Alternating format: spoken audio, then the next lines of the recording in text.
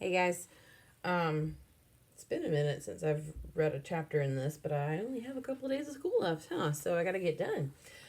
Looks like we left off. He had eaten his eighth worm, and if I remember correctly, he's supposed to eat 15 worms in 15 days, and he gets, what is it, $50 from his friend. Okay, so chapter. Oh Lord, what did I just call this chapter?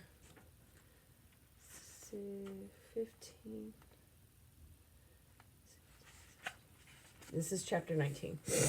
The ninth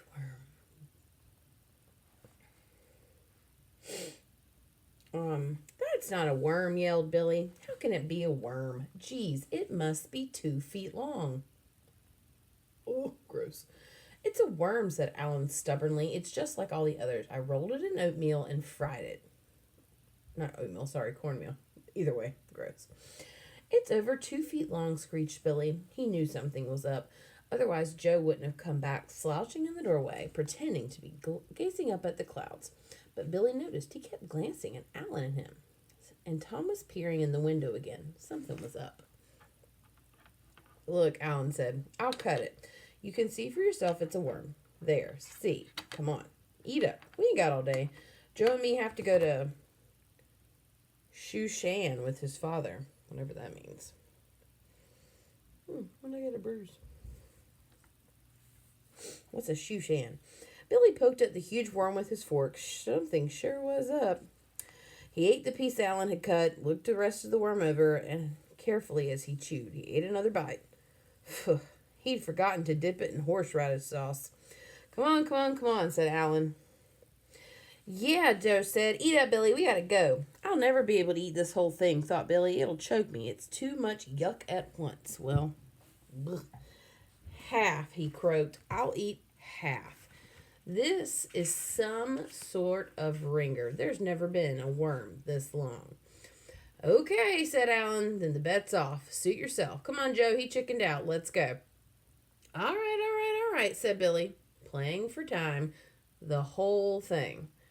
You'll make yourself sick, said Alan. He's too anxious, thought Billy. What's going on? Leave him alone, said Joe. Let him eat it. It's his stomach. He's trying to cover for Alan, thought Billy. He ate another bite, and then he began to scrape the cornmeal carefully off the worm with his knife. What are you doing? Said Alan. I think I'll have it plain today. No cornmeal. That's not fair. You can't. Glue, screamed Billy all of a sudden. Glue. You glued 2 crawlers together. You bunch of lousy cheats. Tom, look what they tried to pull. Glue. Panting, Tom bent over the plate. You're right. Sheesh. Alan kicked a pail, clattering against the wall. I told you it wouldn't work, he screamed at Joe. All right, so it didn't work. You couldn't think of anything better. That's cheating, said Billy. I ought to win right now. You cheated. 15 worms in 15 days. You ain't won yet. But you cheated, shouted Tom. So what?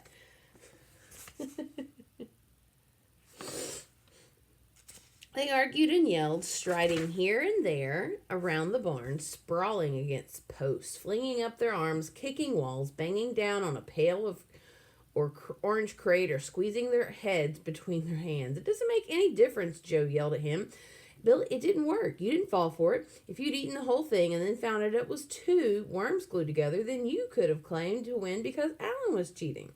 Big mouth, Alan shouted from the horse stall where he was kicking slats. Who thought it up? Not me. Who cares who thought it up? Shouted Tom. It's still cheating.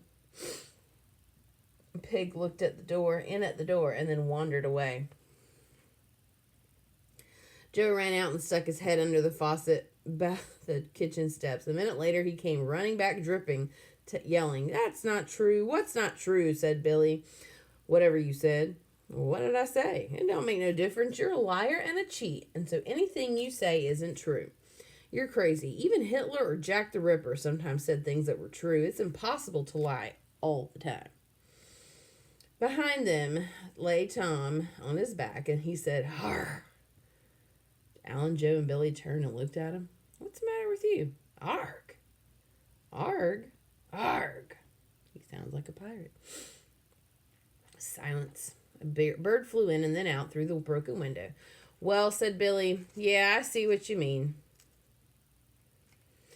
He and Alan and Joe sat down on the overturned orange crates. After a while, Joe said, anyway, I was right. If Billy had eaten it, it would have been cheating. But he didn't, so it's not. The bet's still on. Pig's loose, said Alan. Look. Where? Ooh, boy, we got to catch it. And they ran out scrambling after the pig. Next chapter, Billy's mother. Billy slumped at the kitchen table with one elbow pawing in his bowl of Wheaties with a spoon. His mother was washing the breakfast dishes at the sink. But why isn't it good to eat hot dogs for breakfast? I know nobody does, but why don't they? Oh, Billy, stop it. Just finish your cereal. Well, but... And a knock on the screen door. Billy's mother glanced around. Oh, hello, Alan. Joe. Is your sister better, Joe? Yes, thank you. Billy can't come out until he's finished his breakfast. Would you like to wait for him on the porch? Well, we came to see you, Miss Forrester. Oh, come in. Miss Forrester, I don't know if you know about it, but see, about a week ago, Alan made this bet with Billy about eating worms. If Billy could eat 15 worms, one each day for 15 days, then, Billy, you're still not eating them. Billy stuffed a spoonful of Wheaties into his mouth. Not just worms, Mom. I've been eating lots of other stuff. Look at me. I'm healthy.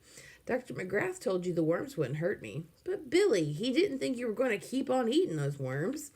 Joe nudged Alan and grinned. Mom, if 5 worms wouldn't hurt me, a few more won't hurt either. They're little worms. Besides, it's a bet. They're big worms, Miss Forrester, said Joe. We wouldn't lie to you. My mother told me to never tell a lie. Manure, says Billy. Mom, it's a bet. I told you, if I win, Alan's got to pay me $50. $50? Young man, don't you move from that chair. Finks, whispered Billy, but you'll see it won't work.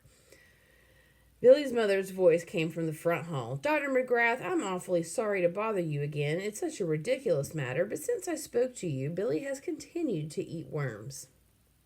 Lord, they got Mama involved. No, it's nothing like that. He's acting perfectly normal otherwise. It seems he's made a bet with these boys. One every day he has to eat 15. Oh, thank you. Sorry to bother you. But no more bets after this one, Billy. Alan and Joe, don't you egg him on anymore. He's far too eager to do wild things. Mrs. Forrester, said Joe, what we really came about is that Alan and me are going up to Lake Lauderdale today with my father to fish. And we won't be back till tomorrow night, so we wondered if you'd make sure Billy eats the worms today and tomorrow.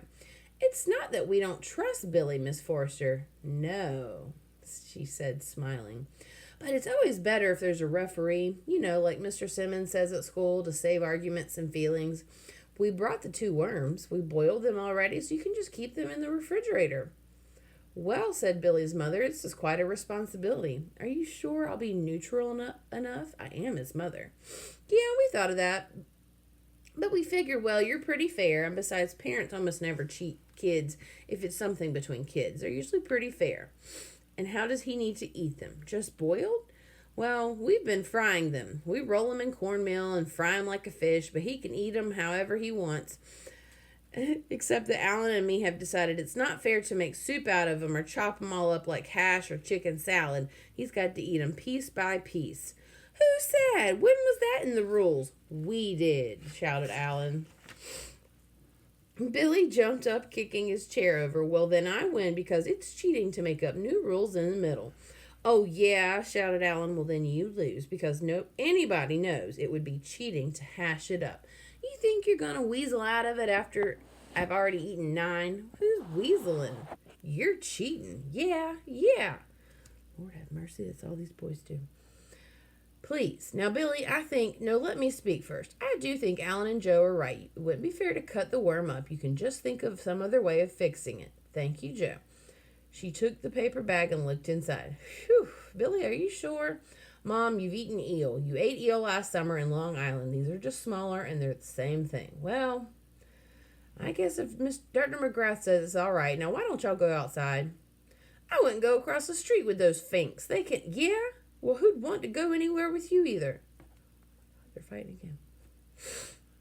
Thanks for saying you'd help out, Mrs. Forrester, Joe said. Next chapter. "What's for dinner?" said Billy's father, coming into the kitchen. "Well, you and I are having hamburgers and string beans and mashed potatoes. Billy is having a fried worm." "More worms? That bet's still on? Look. And you've eaten 9 of these things already? What do? Use a lot of ketchup and mustard? And horseradish and some other things, and we fry them. Helen, you ought to be able to do better than fried. Use your cookbooks." "Well, I'm not the cook. I'm just the referee." "Oh, come on. Think of the challenge." He took a cookbook from the shelf under the spice rack. "Let's see. Mastering the art of French cooking. Here, how about poached eels on toast?" "No, it calls for chopping up the eel, and that would be against the rules." "How about spaghetti with worm balls, then? Or a savory worm pie? Cream worms on toast. Spanish worm loaf with mushroom sauce." "Wait," said Billy's mother, putting down her cooking spoon. "It might just..." And she took the cooking book and turned to a page. "Here. Alsatian smothered worm. Dredge the worm with seasoned flour. Saute in 3 tablespoons of drippings until brown. Cover with onions. Pour 1 cup of thick sour cream. Cover the pot and bake." Oh, gross. Billy's father said, "Bravo! Put the hamburgers back in the refrigerator. We'll all have worm tonight." "I won't," said Mom. And Emily. "Ha," said Billy, grinning in the midst of chewing. "Boy, Joe and Alan thought they were doing me in when they came to you, Mom, but this is better than steak. It really tastes good." "Ugh," Emily said, making a face. "Let me have a taste," said Billy's father. No, Billy has to eat everything himself. Alan and Joe were very firm about that, and I'm the referee." "Boy," said Billy, "I don't mind it if it tastes like this." Next chapter. It's the 11th worm. "How'd you do it?" said Billy. "What's it called?" "My word," said his father. "Gosh, Mrs. Forrester," gasped Tom. On a silver dish in front of Billy lay an ice cream cake bathed in fruit syrups, peach, cherry, tutti frutti, candied orange, topped with whipped cream, sprinkled with jelly beans and almond slivers. "It's called Whiz Bang Worm Delight. I made it up," said Billy's mother proudly. "Is the worm really in there? Oh my God, this woman made a dessert for her kid. It had a worm in it. Oh. And then scraping away a bit of the whipped cream at one end, he glimpsed the worm's snout protruding from the end of the cake. Oh. "Snug as a bug in a rug," his mother said. "Oh, I still wouldn't eat a worm," Emily said, eyeing the worm delight with envious distaste. "I would," said Tom. "At least maybe I would." Next chapter. "It won't work. Look," said Joe, "even if he remembers the worm while we're at the Shea, he can't get one. Where's anyone going to find a worm at Shea Stadium?" "Don't worry. We'll say you've won. We'll find a worm after we get home, and we'll keep right on stuffing him. Peanuts, hot dogs, hamburgers, Cracker Jack, ice cream, orange soda, gum, Mars bars. You know how he loves to eat. You ever seen him refuse something to eat? By the time we start home, he'll be bloated, drowsy, and belching. Remember the last time? When his father took us, he was asleep by the time we hit peak skill. Your father will carry him from the car. His mother and father will put him to bed, and next morning he'll wake up. Too late. You've won 15 worms in 15 days, and he's missed a day." Alan nodded his thumbnail. "What about Tom?" "Well, we'll ask him along and then just not pick him up. We can tell your father and Billy that Tom's mother called. He was sick. His grandmother died, anything, just so we don't have to bring him with us." "Geez, it'll probably cost me $8 just to buy all that food. Cracker Jacks, hamburgers. Yeah, but it'll cost you $50 if he wins." "Yeah, well, how'd I ever get into this? If my father finds out..." Alan slumped on the porch, gazing down at his sneakers, gnawing on his thumbnail. "Come on," said Joe, slapping him on the shoulder. "Cheer up. You haven't lost yet. Go ask your father." So he's going to take him to a baseball game and feed him full of junk food and hope that he'll be too tired and full to remember his worm. "You really think Alan..." Oh, next chapter, 12th worm. "You really think Alan meant it when he said he had given up?" asked Billy, turning down the flame under the frying pan. He was cooking a toasted cheese and worm sandwich. "Oh, that's so nasty."